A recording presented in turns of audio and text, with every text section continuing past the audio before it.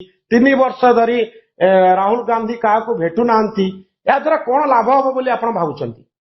ଦେଖନ୍ତୁ ମନୋରଞ୍ଜନ ବାବୁ, ଯାହା ଘଟୁଛି ଆମେ ଯଦି ସଚ୍ଚା କଂଗ୍ରେସ ୱାର୍କର ହିସାବରେ ଆମେ ରିୟଲାଇଜ କରୁଛୁ ଯେ ଏଇଥିପାଇଁ କଂଗ୍ରେସଟା ହେଇପାରୁନାହିଁ ଏବଂ ବିଗତ ଦିନରେ 5ଟି ରାଜ୍ୟ ନିର୍ବାଚନରେ ତା ପ୍ରତିଫଳିତ ହେଇଛି, ତାହେଲେ ଆମେ କେହି ଗଣତନ୍ତ୍ର ପଦ୍ଧତିରେ ଦଳଟା ତିଆରି ହେଇଛି, ଆମେ ଆମ ସୁପ୍ରିମକୁ ଜଣେଇବାନି ଯେ ଏଟାକୁ ଆପଣଙ୍କୁ ଦରକାର ପୋଷ୍ଟମର୍ଟମ କରିବାର। ସୁପ୍ରିମୋ କିଏ, ରାହୁଲ ଗାନ୍ଧୀ ନା ସୋନିଆ ଗାନ୍ଧୀ? ଆମ ସୁପ୍ରିମୋ ହଉଛନ୍ତି ସୋନିଆ ଗାନ୍ଧୀ, ସର୍ବୋଚ୍ଚ ନେତ୍ରୀ, ଯାହାଙ୍କ ନେତୃତ୍ୱରେ କଂଗ୍ରେସ ବ୍ୟାକ୍ କରିଥିଲା, ଯାହାଙ୍କ ନେତୃତ୍ୱକୁ ସାରା ଭାରତ ବର୍ଷ ଲୋକ ମାନୁଛନ୍ତି ଏବଂ ତାଙ୍କର ଇଣ୍ଟରଭେନସନ ଆମେ ଦରକାର କରୁଛୁ। ତାଙ୍କର ସୋନିଆ ଗାନ୍ଧୀ ତ ଆଜିର ଦିନରେ ଏଆଇସିସି ର ପ୍ରେସିଡେଣ୍ଟ ନୁହନ୍ତି, ଲିଡର ଅଫ ଅପୋଜିସନ ନୁହନ୍ତି, ହଉଛନ୍ତି ଜଣେ ଏମପି। ସେଇଥିପାଇଁ କଂଗ୍ରେସ ପରିବାରର ସଦସ୍ୟ ହିସାବରେ ତାଙ୍କ ପାଖରେ ମ୍ୟାଡାମ ସୋନିଆ ଗାନ୍ଧୀଙ୍କ ପାଖରେ ଆମର ଯେ ସର୍ବୋଚ୍ଚ ନେତ୍ରୀ ଥିଲେ, ଯାହାଙ୍କୁ ଆଜି ମଧ୍ୟ ସେ ଆମର ପାର୍ଲାମେଣ୍ଟ କମିଟି ମୁକିମ ବାବୁ, କିନ୍ତୁ ଆଜିର ଦିନରେ ତ ନାହାନ୍ତି। ଆଜି ବି ସେ କଂଗ୍ରେସ ପାର୍ଲାମେଣ୍ଟ ଦଳର ସଭାପତି ନେତୃତ୍ୱ ନେଉଛନ୍ତି। ତାଙ୍କୁ ମୁଁ ଅଭିଯୋଗ କରିଛି ଯେ ଘଟଣା ଘଟୁଛି, ଆପଣ ତୁରନ୍ତ ଏ ଭିତରେ ଇଣ୍ଟରଭ୍ୟୁ କରନ୍ତୁ ଏବଂ ୟାର ଯଦି କରେକ୍ସନ କରାଯିବ ନାହିଁ, ଓପନ ହାର୍ଟ ସର୍ଜରୀ କରାଯିବ ନାହିଁ, ଆଗାମୀ ଦିନରେ କୋଟି କୋଟି ଲକ୍ଷ ଲକ୍ଷ ଯୋଉମାନେ କଂଗ୍ରେସ ୱାର୍କର ଅଛନ୍ତି ବେଦନା ଭିତରେ ସେମାନେ ରହିଯିବେ। ଓଡିଶାରେ ରାହୁଲ ଗାନ୍ଧୀଙ୍କ କଥା ସେ ଶୁଣିବେ ନା ଆପଣଙ୍କ କଥା ଶୁଣିବେ? ଆମ କଥା ଶୁଣିବେ। ରାହୁଲ ଗାନ୍ଧୀଙ୍କ କଥା ଶୁଣିବେନି, ନିଜ ପୁଅ କଥା ଶୁଣିବେନି?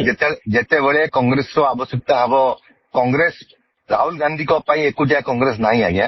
ଆମେ ରାହୁଲ ଗାନ୍ଧୀକୁ ରେସ୍ପେକ୍ଟ କରୁଛୁ, କିନ୍ତୁ ଆମ ମାନଙ୍କ ସମସ୍ତଙ୍କ ଯୋଗୁଁ ରାହୁଲ ଗାନ୍ଧୀ ଅଛନ୍ତି। ଆମେ ସମସ୍ତେ ଷ୍ଟ୍ରେନ୍ଥେନ୍ ନବା, ରାହୁଲ ଗାନ୍ଧୀ କେମିତି ଷ୍ଟ୍ରେନ୍ଥେନ୍ ନେବେ?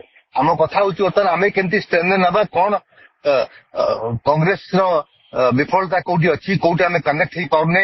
ତ ଆପଣ ଭକ୍ତ ବାବୁଙ୍କ ପାଖକୁ ଛାଡି ଆପଣ ଯାଇ ରାହୁଲ ଗାନ୍ଧୀ ଆଉ ମଲ୍ଲିକାର୍ଜୁନ ଖଡଗେଙ୍କ କଥା କହିଲେଣି, ଆପଣ କଣ ଭାବୁଛନ୍ତି ସୋନିଆ ଗାନ୍ଧୀ ଆପଣଙ୍କୁ ସିରିୟସଲି ନେବେ ଏ କଥାକୁ? ଏକଥା ମୁଁ ତ ଆଶା କରିଛି ଦଳ ଭିତରେ କଥାଟାକୁ ସିରିୟସଲି ନେବେ ବୋଲି। ତେଣୁ ମୁଁ ସବୁ ସିଡବ୍ଲ୍ୟୁସି ମେମ୍ବରକୁ ମଧ୍ୟ କପିରେ ଆଟାଚ କରିଛି ଯେ ଦିସ୍ ଇଜ ସିରିୟସ କନସର୍ନ। ଯଦି ଗ୍ରାସରୁଟ୍ ଲେବୁଲ ଲୋକଙ୍କ କଥା ଆପଣ ଶୁଣିବେ ନାହିଁ, କରିବେ ନାହିଁ, ତାହେଲେ ଆଗକୁ ଯାଇକି କଂଗ୍ରେସ ଅବସ୍ଥା ଖରାପ ହେବ। ତେଣୁ ଆମ ସମସ୍ତଙ୍କ କନସର୍ନ ଏଟାକୁ ସମସ୍ତେ ୟାକୁ ଧ୍ୟାନ ଦେବା ଉଚିତ।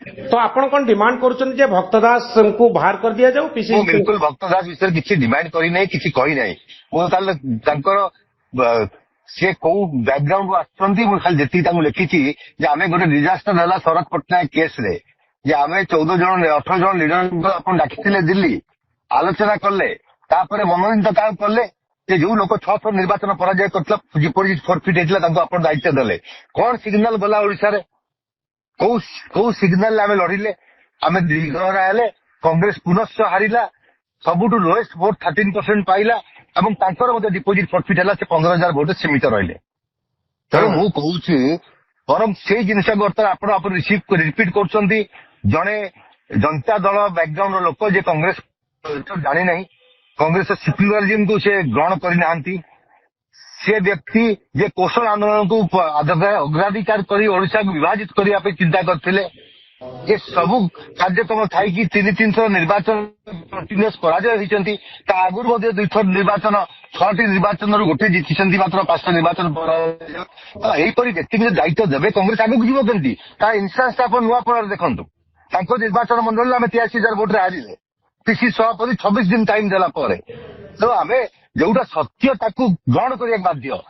ଯଦି ଆମେ ସତ୍ୟକୁ ଗ୍ରହଣ କରିବା ନାହିଁ, ଲୁଚେଇ ରଖିବା, ଖାଲି ଟିଭିରେ ଅନ୍ୟ ନେତାଙ୍କ ପରି ଯଦି ଆସି ମୁଁ କହିବି ସବୁ ଠିକ ଚାଲିଛି, କଂଗ୍ରେସ ଗୋଟିଏ ଅଛି, ଆମେ ମଜବୁତ ଅଛୁ, ତାହେଲେ ଲୋକ ଶଳା କିଛି ନାହିଁ। ମୁକିମ ବାବୁ, ଯେ ଆପଣ କଣ ଚାହୁଁଛନ୍ତି ଯେ ଯଦି ଭକ୍ତ ବାବୁ ହଟିଯାଆନ୍ତି ତାହେଲେ କଂଗ୍ରେସ ଆଗକୁ ଯିବ? ଭକ୍ତ ବାବୁ ହଟିଗଲେ କଂଗ୍ରେସ ଆଗକୁ ଯିବ ନାହିଁ। ମୁଁ ନିଜେ ପଲିଟିକାଲ ଆଫେୟାର୍ସ କମିଟି ମିଟିଂରେ ରାହୁଲ ଗାନ୍ଧୀଙ୍କ ପ୍ରେଜେନ୍ସରେ କହିଥିଲି ଯେ ପ୍ୟାନ୍ ଓଡିଶା ଫିଗର ବର୍ତ୍ତମାନ କେହି କଂଗ୍ରେସରେ ନାହାନ୍ତି। ଆପଣ ଯାହାକୁ ପିସି ସଭାପତି କରିଛନ୍ତି ଆମର କିଛି ଯାଆସ ନାହିଁ, କିନ୍ତୁ ଆପଣ ଓଡିଶାର ବିଭିନ୍ନ କର୍ଣ୍ଣରରୁ ଯୋଉ 4-5 ଜଣ 6 ଜଣ ନ୍ୟାଚୁରାଲ ଲିଡର ଥିବେ, ତାଙ୍କୁ ପ୍ରମୋଟ କରିକି ଗୋଟେ ଡିସେଣ୍ଟ୍ରାଲାଇଜ କରନ୍ତୁ ଏବଂ ଏଆଇସିସି ମନିଟର କରି କଂଗ୍ରେସଟାକୁ ଷ୍ଟ୍ରେନ୍ଥେନ୍ କରାଯାଉ। ଆପଣ ନ୍ୟାଚୁରାଲ ଲିଡରଟାକୁ ଚାପି ଦେଇ ପାରିବେ ନାହିଁ। ତେଣୁ ତାକୁ ସେ ଏରିଆରେ କାମ କରିବାକୁ ଦିଆଯାଉ। ତାର ଏକ୍ଜାମ୍ପଲ ମଧ୍ୟ ବହୁତ ଅଛି। ତେଣୁ ଆମେ ଚାହୁଁଛୁ ସର୍ବଦା କଂଗ୍ରେସଟା ମଜବୁତ ହଉ।